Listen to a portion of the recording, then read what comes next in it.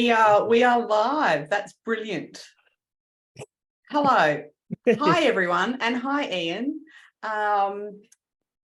Missed you a fortnight ago, I must say. And so this is where we're repeating the conversation that we didn't have 2 weeks ago. Just want to make sure that the house is still standing and that the tornado warning didn't really impact you too much. I actually believe there have been so many tornadoes in Ontario this year. It's insane. But the area that I'm in has had 3, 4 this summer. Is it common? It's Or becoming, is this a new thing? it's becoming much more common. It's almost like the new weather patterns with climate change and global warming. It's shifted things a little bit, and we seem to be in the new kind of path. They don't tend to be super like super tornadoes or whatever. They seem to be on the lower spectrum, but a lower spectrum tornado is still in the hundreds of kilometers of an hour of whatever. Pretty impressive, and also damaging, no doubt, to houses. And do you already have the houses built so that you've got the underground area to go to, or is that not built into the infrastructure? Well, we have a storage area in our house that is basically like a basement. We have a walkout house, so from the front yard to the backyard, you have your walk in from the top level and you walk out of the bottom level. So okay, right. So it's like a split level. So sort of. It's just our basement is on ground and our upstairs is on ground. Anyways, so yes, we do have an area, and Julie has been padding it with soft seating, and we've got water in there and stuff like that. But anyways, it wasn't that big a deal that night. It was stormy. There was a lot of lightning. So I was turning my computer off and unplugging TVs and stuff like that. So yeah, and I think we do that in storms. I mean, that you just got to do that. It's not worth the risk of a conversation compared to safety. And there was a tornado that touched down 20 minutes as the crow flies, in line with from where the storm came through. So it could have manifested anywhere along that line. Anyways, everything is standing. Long story short, everybody's happy and healthy, and we've got some more storms rolling through tonight. So not like they're not to that caliber. But yeah, it's been weird. Yeah, I mean, look, we're sitting over here in winter, and I think that we put our heaters on inside our house for 1 week in the last 3 months. It is not cold at all. Like our normal winters, you'd have the heaters on and you'd be in the Ugg boots and you'd have the dressing gown on and you'd be like you got to get all snuggly, and there'd be hot chocolates. And you just want that stew because it's just the weather for it. Nothing. We haven't had that this winter at all. And we're about to head into spring, but it's already feels like spring heading into summer. And we're only in August. It's so bizarre. So is that a win? Is that a small win?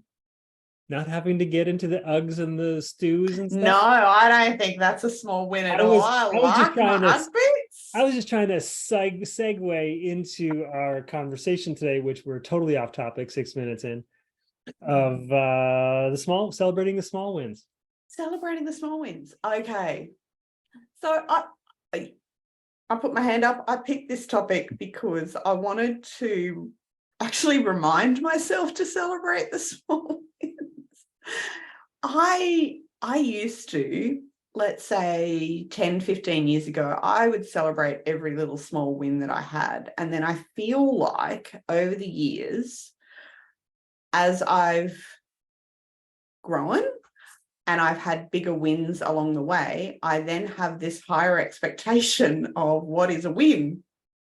And I felt like I needed to come back a little bit and recognize the smaller things, because I know this theory. I just haven't put the theory in practice. So this is a bit of a, I need to put this in practice, is celebrating the smaller things, because the smaller things add up to bigger feels. Because what I did notice is that I've been feeling more contented, but I wanted to kind of be really deliberate and conscious about why I was feeling more contented. So that's why I wanted to tackle the celebrating the small wins and some of the advantages to do that, because I needed a reminder. Do you want to take us through a scenario as to why you want to be celebrating the smaller wins? Yeah, so it's renovations. I mean, it's my theme of the year. It's probably going to be my theme of the next 2 years, which pretty much sums it up, really. So we have now achieved painting the second room in the house. This is out of 12 rooms that we've got to tackle in the house. So we're up to number 2. That's great. That's now painted. And then there was okay, now we've got to furnish it. And then we went to IKEA, because IKEA is my go-to to do these studies, because it's just really easy furniture to put into the rooms. I can see some examples behind your head right now. Yes, exactly. I do like IKEA. I mean, it's pretty cool. I admittedly, the shelving Renz did put up and make sure that they were well attached to beams inside the wall behind it. Yeah. So these shelves are never coming down, but I've never had a problem with IKEA furniture. It's just easy and it works and it lasts. It's great. So we went to IKEA and we thought we knew what we wanted to get. And then Renz changed his mind. And I was a bit frustrated about that, because I thought a decision had been made and it got changed, which is all okay. Like, I know that it's okay for someone to change their mind. Like, I'm okay with that. Really, I am. And then he had to highlight to me what it is we had achieved, which was actually realizing that the initial choice wouldn't really work on a practical level. Mm-hmm. So we left IKEA, that was fine. We had to go back and basically sit in the room a bit longer and decide what else might work. And then I went, oh, okay, I am just chomping at the bit to get this furniture purchased so that we can get it in the room, and because I just want to get his room moving. And so I carved out an hour and a half last Saturday to get to IKEA again. Oh, look, an hour and a half in IKEA is never long enough, ever.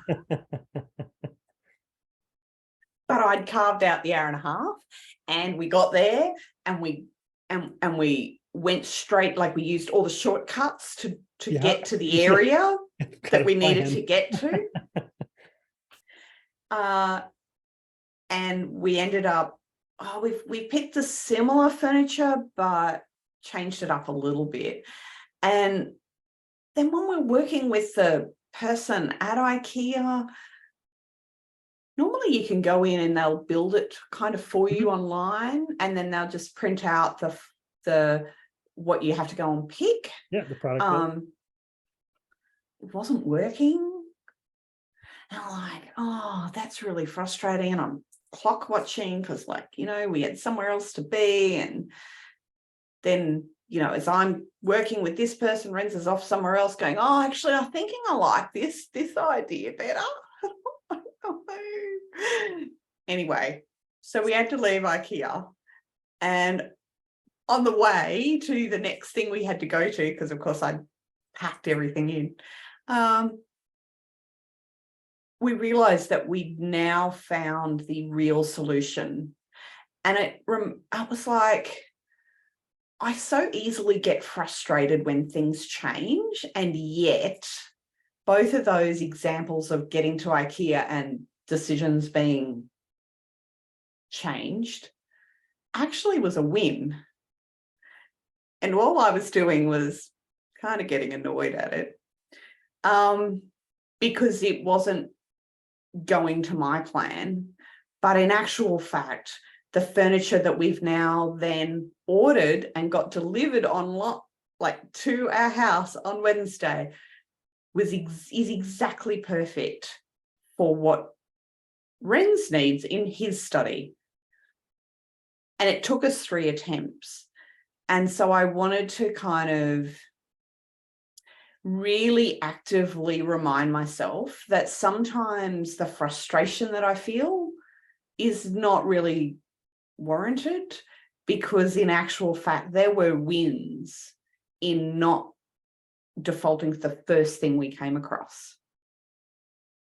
Because now we've got the ultimate version of what furniture he is really excited about. And going back to a slightly bigger picture on the renovations, the room is progressing. Now, we got in 3 major pieces of furniture. We've only built 2 of them. We've still got 1 more thing to build. And it's like this slow progress. But I made sure last night, like we built these 2 shelving. Oh, they're kind of, I'm just going to call them cupboards. They're not fully cupboards, but they're cupboards for the purpose of the story. And we built 2 of them, but we haven't built the desk. And we built them before dinner. And then just before we were going to bed, I was like, I just randomly grabbed Ren's and went, come and have a look, come and have a look. And just to make sure that we felt the excitement of what it is we built, even though there's still part of me that goes, it's not finished yet. It's not finished yet. Mm-hmm. But which version do I want to live in? Do I want to live in the frustration of it not being finished? Because really, the reality is with this renovation, it's going to feel like it's taking forever. Or do I get excited and celebrate the fact that we built 2 cupboards last night, regardless of the fact that the desk isn't built yet? And just celebrate that, because which feeling is better? Which one serves me better? Which one serves my relationship with my husband better? Like, and I think we forget, I forget, and I suspect others forget to celebrate the win because we focus on the frustration. Yeah, I mean, there's a bunch of stuff going on in my head right now. But it's like we have a vision for how things are going to play out. I think I might have a similar affliction as you, of once the plan's in my head, that's the way it has to happen. And if it doesn't go exactly how we have now agreed to, then this is a failure. Like it's going to set me off. It's going to set me on a frustrated path or whatever. But when you realize that those obstacles were obstacles to get you to where you really ultimately wanted to be, those things not working out for you were in service to you. So if you can look back, this is all great in hindsight, right? So all great in hindsight. So you can look back after and go, oh, that's why the first IKEA trip didn't work. That's why the second IKEA trip that we had planned to shortcut our way all the way to that area, that didn't work either. And it's because we needed to have those things not work out so that we could have the perfect setup that did manifest. So if we can see those moments in time that are frustrating and go, wait a minute, there's a reason why it's not working out for me, for us right now. And if everything is always working out for us and always has, well, then why should I be second guessing this as well? And then you can start to celebrate those wins along the way a little more easier. Sorry, oh my God, the English is bad. You can celebrate them easier, but then you don't have to. It's a reminder not to freak out about the things that aren't quite working out, at least from your current viewpoint. Yeah, because the frustration in the moments don't really serve anyone other than, I don't know, me throwing a tantrum. I'm being a bit exaggerated there. I didn't really throw a tantrum, but internally it feels a bit tantrumish. And it's like, it just doesn't have any purpose at all. And yet it feels easy to go there. There is a purpose to it, though. Oh, okay. From my vantage point, but it's your awareness after the fact that is the reason why it's helpful to see the difference and feel the difference between the frustrated version of yourself and the feeling good, enjoying it, and trusting it version of yourself that can then celebrate it. And without some form of frustration that happens at some point, you won't be able to distinguish it from the better version of that.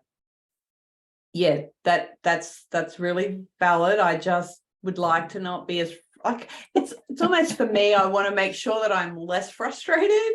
And it's funny because then I default back into, as you called it, my affliction of planning, so that I plan so that I can't be as frustrated. But actually, if I plan to be, well, for one thing, one of the learnings is do not allow only an hour and a half at IKEA. If we're going to IKEA, it's at least a half a day. That'll help with the frustration levels. But yeah, just being able to be more okay with going with the flow in those moments. And if I allow a little bit more window and space beforehand, the planner in me, I can't help it. It allows for those moments to feel less heightened because there's a bit more space. So if I just allowed a little bit more time, okay, more than 3 times the amount of time that I'd allowed at IKEA, I don't think I would have been as frustrated, because those changes and movements and redecisions would have felt like they had more space to happen. So that was another way that I thought, well, that would have helped. So that would be a good learning to take with me so that I can, and celebrating the wins isn't about jumping around for joy and doing a happy dance or whatever. That's not what I'm meaning by celebrating the wins. Actually acknowledging when something's worked in my favor. Right, because we typically tend to dwell on what's not working as opposed to all the other things that really are working, that we ignore, or we kind of downplay instead, and focus on the drama of it all and the complaint of it, because that's the kind of the accepted way that many of us speak. It's well, it's the squeaky wheel, isn't it? Yeah, shared misery. Oh, I've got a better story than your shitty story. I got this shitty story. Listen to this. Right? It's like you're one-upping each other and somehow getting this weird enjoyment out of how your story or your situation was worse than the other person. Oh, no, but I've got the one that even tops that one. It's nuts. It is. I mean, I know that here in Australia, we do have a little bit of this tall poppy syndrome thing that happens. So one more time. The what? The what syndrome? Oh, okay. You might have to slow it down for me too. Tall poppy syndrome. So like when the poppies grow and they're taller than the rest, and we tend to knock them down. Okay. So if you go, so instead of focusing on the negative story and one-upping it, if we start as a generalization in the population in Australia, sure, if we one-up someone that's telling a story, you just go, oh no, we just got to knock that out. Like celebrating the wins, sure, on a cultural level is actually not well supported here in Australia. Okay. we tend to knock the people down in some way when they've achieved something. Now, there's a little bit of like somebody succeeded at something and like, oh, they didn't deserve it, or they had a leg up, or something. Totally. Okay. Totally.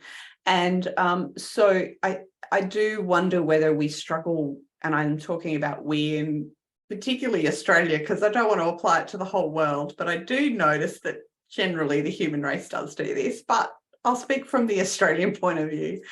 This tall poppy syndrome, we tend to just go, oh, well, I can't acknowledge the achievement.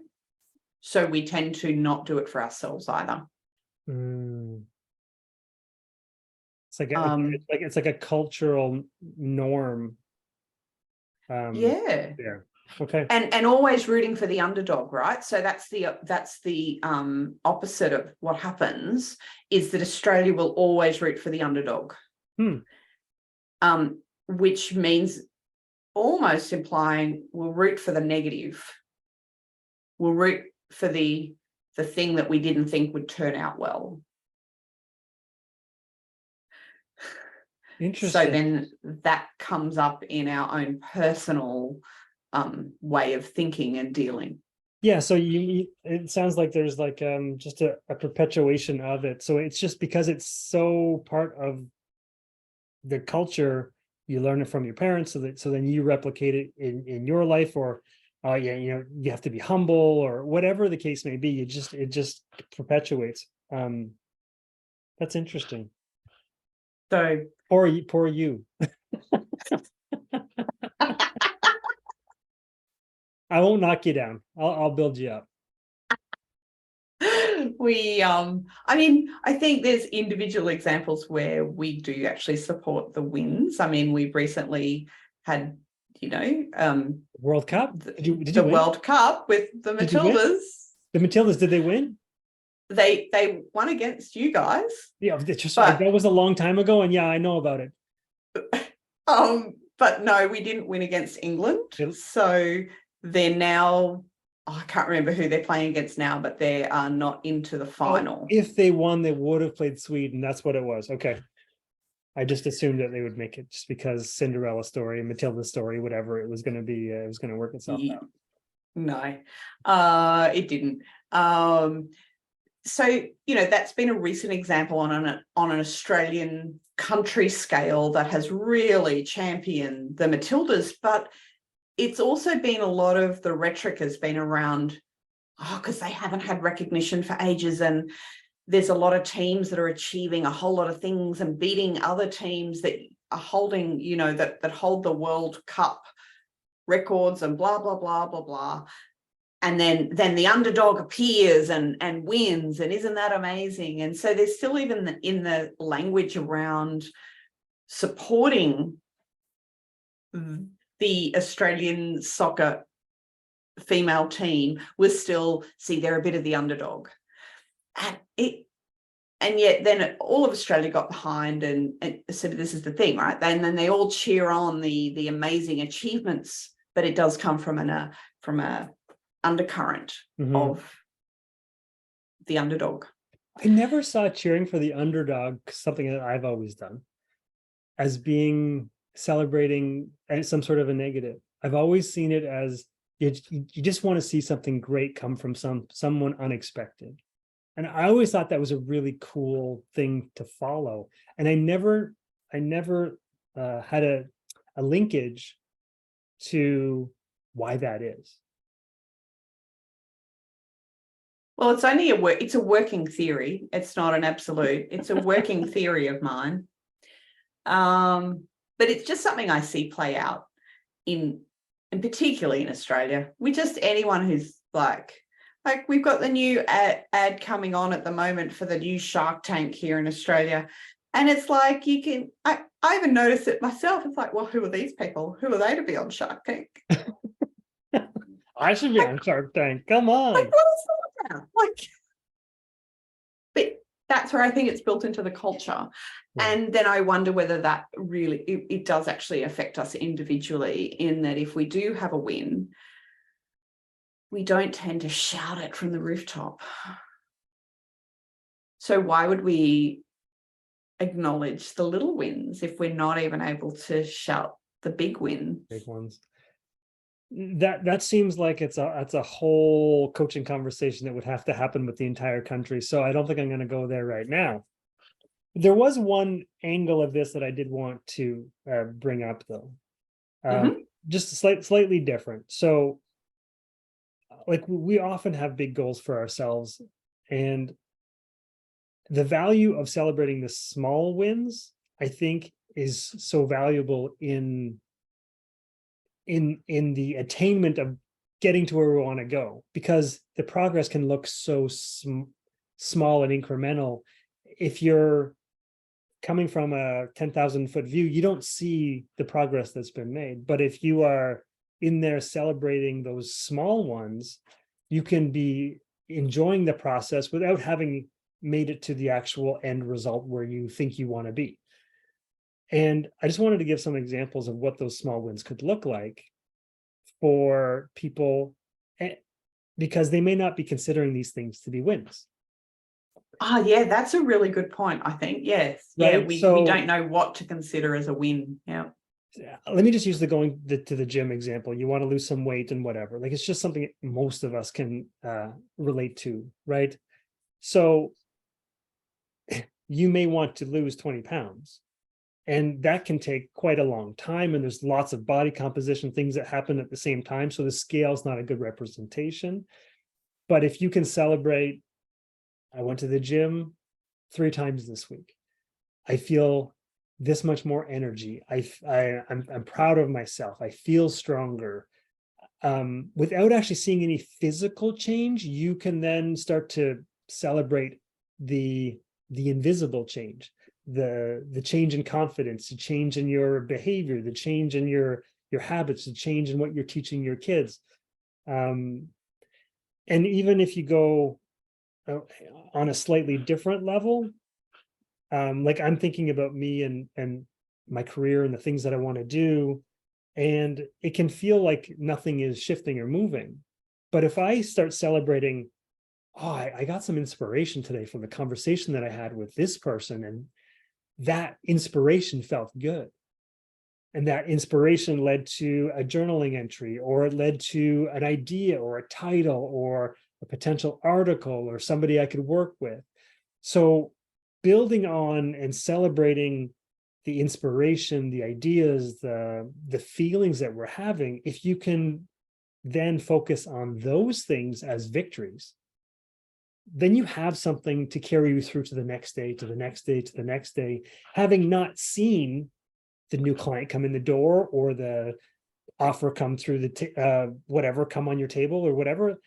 You have victories to celebrate that feel good without having actually made it to the destination, the place that you said that you think you want to be. Yeah. And I think that it comes back to what's going to serve us best.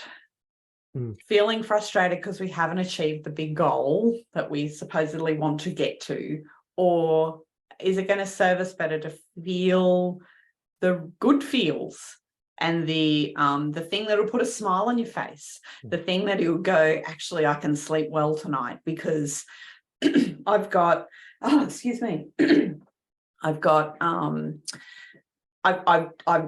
feel like I've had a purpose today. Like, those sorts of things just allow us, it just serves us better.